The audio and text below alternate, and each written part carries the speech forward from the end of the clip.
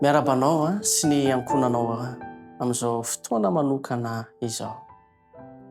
Ankehitriny isika dia hitondram-bavaka manokana ny ranabavy Kristelahy izay efa nangataka vavaka tamin'ny fotoana lasa ary nahatsiaro manokana izy fa novalian'Andriamanitra izany vavaka izany.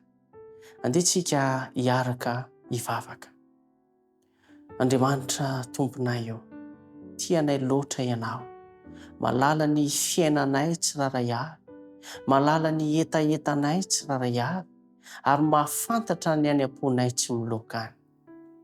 Andriamanitra, ankehitriny ny mpanompo vavinao dia ny ranabavy Kristelahy izany, efa nitalao taminao, nangataka vavaka taminao, dia novalianao izy.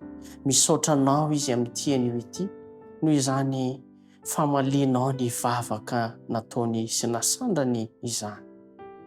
Ankehitriny ihany koa izy dia mangataka vavaka hatrany ny amin'ny asa fivelomany, ianao any hiditra an-tsehatra amin'izany fiainan'ny mpanomponao izany. Tahaka ny tantananao azy tamin'ny lasa dia ho tantananao indray izy ny amin'ny ho avy rehetra, komeo azy ny fanantenana sy ny toky ary ny hery avy aminao ka hatsapany fa ianao dia efa manomana ny tsara indrindra ho azy.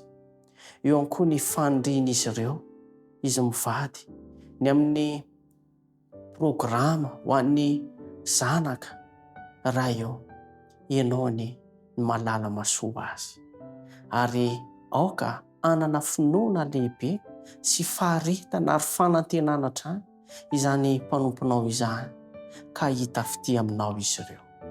Amin'ny anaranao Jesosy Kristy no hanonona sy angatana vavaka. Amen.